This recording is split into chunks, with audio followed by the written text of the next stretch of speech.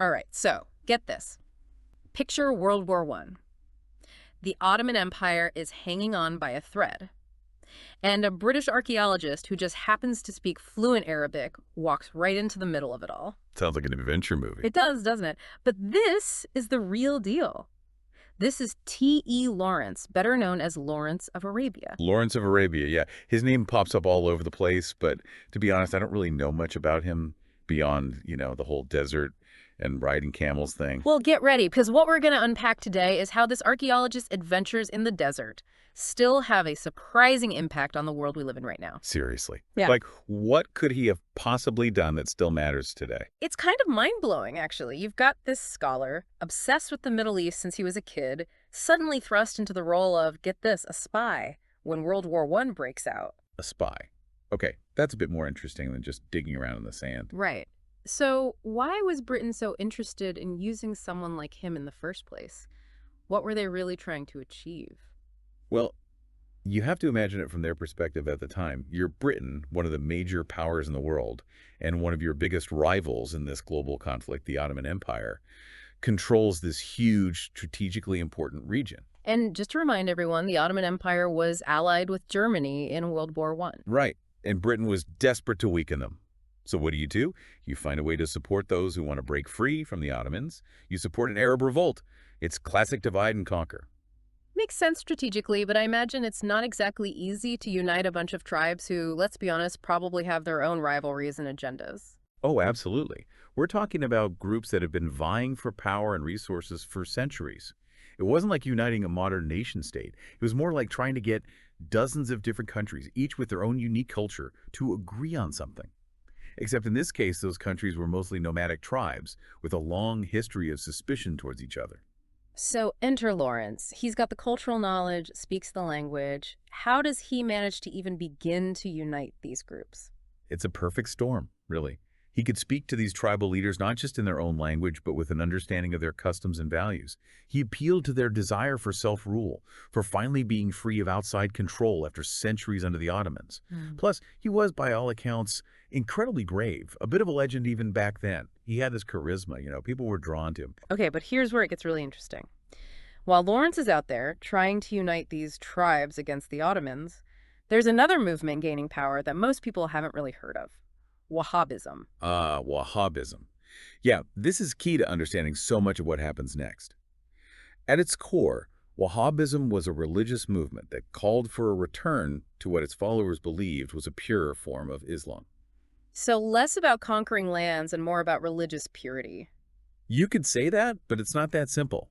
See, the leader of this movement, a powerful tribal leader named Abdulaziz ibn Saud, he had his own ambitions. He wanted to unite the Arabian Peninsula, but under his vision of this stricter, more conservative form of Islam. So both the British and Ibn Saud see an opportunity in the chaos of the collapsing Ottoman Empire. And Lawrence, maybe without even realizing it, ends up being the link between these two very different groups. That's the irony of it. The British wanted to destabilize the region, Right. Ibn Saud wanted to unite it under his control, and Lawrence, driven by his own sense of adventure and, let's be honest, probably a bit of idealism, becomes the bridge between them. He helps forge an alliance that has consequences no one could have predicted. And this alliance is really the foundation for what will become Saudi Arabia, right? It is, and remember, Wahhabism is at the heart of it. It's this fusion of political ambition and a strict Islamic ideology that's going to reshape the entire region. Okay, I can already tell this is about to get complicated. We've got Lawrence, the British, Ibn Saud, and Wahhabism all colliding on the world stage. But what about the tribes Lawrence worked so hard to unite? What happens to them? What happens to their dreams of a unified, independent Arab world?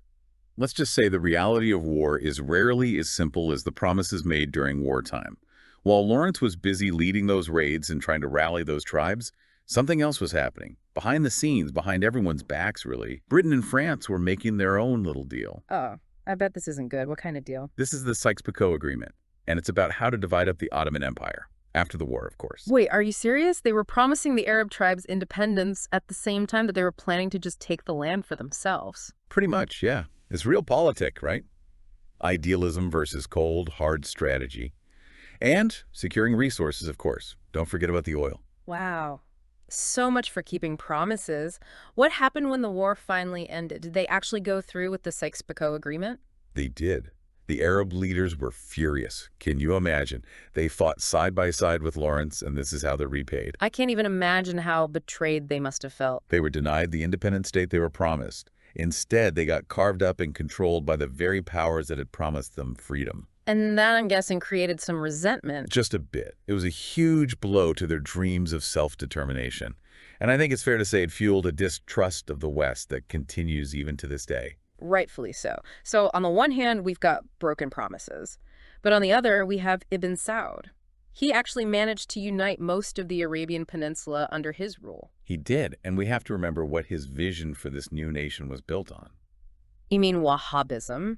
So while the British and French were busy playing their power games, Ibn Saud is laying the groundwork for Saudi Arabia, with this really strict interpretation of Islam at its core. Exactly. And then things get even more interesting because in the 1930s, they found massive oil reserves in Saudi Arabia. Oh, wow. So suddenly this new, deeply conservative kingdom that already doesn't trust the West very much is sitting on top of a gold mine. More like an oil well. Yeah. But yeah, suddenly they have immense wealth and influence on a global scale. Okay, so help me connect the dots here. How does the spread of Wahhabism, helped along by all that Saudi oil money, lead to the rise of extremism? It seems like a big jump to go from a stricter form of Islam to, say, something like al-Qaeda. It's a process. And it's really important to remember that not all Wahhabis support violence. But in some cases, this stricter, more fundamentalist interpretation of Islam provided fertile ground for more extreme interpretations to take hold. So Wahhabism maybe wasn't inherently violent itself, but it was used to justify violence by some. Yeah, you could see it that way, especially when you factor in the existing resentment over things like poverty, corruption, and Western foreign policy. It creates a breeding ground for more radical interpretations. It wasn't just sitting there, that's for sure. Think of it more like a tool or a way to spread a message. You mean they used that oil money to spread Wahhabism? Exactly. Starting in the 1970s, Saudi Arabia starts investing heavily. Yeah. We're talking mosques, schools, universities all over the world. And I'm guessing these places weren't promoting a more, shall we say, moderate view of Islam. Not exactly. They taught a very conservative, very literal interpretation of Islam, the Wahhabi interpretation.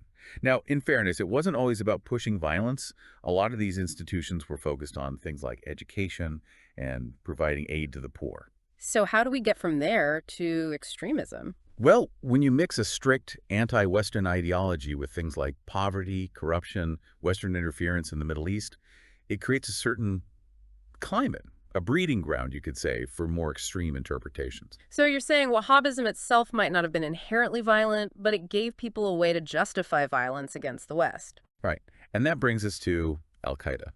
And of course, Osama bin Laden. Bin Laden. He was a product of this Wahhabi-influenced world. Completely. He grew up surrounded by this ideology, this worldview that saw the West as a corrupting force.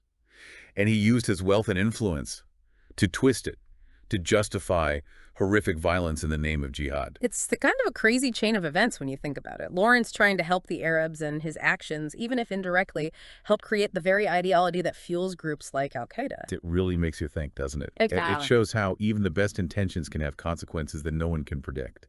It shows how complicated things really are. It's like that saying the road to hell is paved with good intentions. And in this case, that road runs right through the deserts of Arabia, through the halls of power in London, through those oil fields in Saudi Arabia, and ultimately to a global extremist threat. And that's why Lawrence's story is still so relevant today. The world is interconnected. Our actions have consequences we can never truly foresee. It's a lot to process. But to really understand the world today, you need to understand these connections. You need to look back to see how we got here. I completely agree. And maybe the biggest takeaway is that there are rarely easy answers in situations like this. When we're talking about something as multifaceted as the Middle East, the only way to really get it is to try to understand all sides of the story. Well said. As we wrap up this deep dive into Lawrence of Arabia, here's something I keep coming back to. What if Lawrence had made different choices? What if the British had actually honored their promises to the Arabs? What if they hadn't discovered all that oil in Saudi Arabia? It's impossible to know, of course. But you have to wonder, would things be different today? Could the world have taken a different path?